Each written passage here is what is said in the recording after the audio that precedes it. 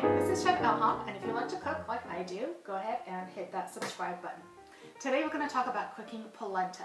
It's not hard to do. The directions honestly are right on the back of the package, but sometimes it can be difficult to know when it's really done. So today we're going to cook it together so you guys can see. As you can see, really simple ingredients. We have the polenta, which is basically cornmeal.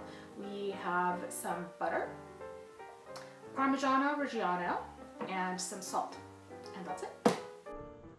Bring the water, salt, and butter to a boil and slowly add the polenta while whisking.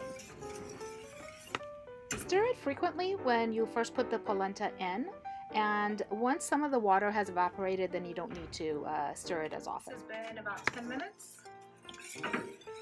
I want to cook it until all the water has evaporated. You can also check to see if it's done by tasting it. I'm going to give it a taste right now, just see where it's at. I think it needs a little bit more. If this is the texture that you like, just the way it is now, I would say start with 5 cups of water to 1 cup of polenta. That way it gives it enough time to cook completely and still be not as firm of a texture.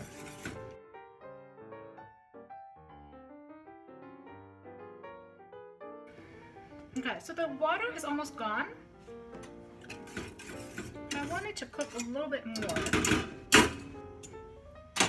And I don't want the water to keep evaporating. So what I'm going to do is I'm going to cover it, keep it on low as it was, and just let it cook a little bit with the cover on. So that way the water isn't evaporating, getting out of the pan.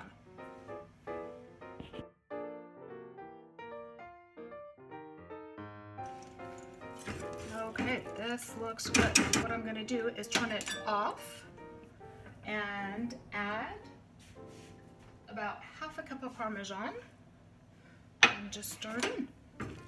There you go. There's your delicious polenta.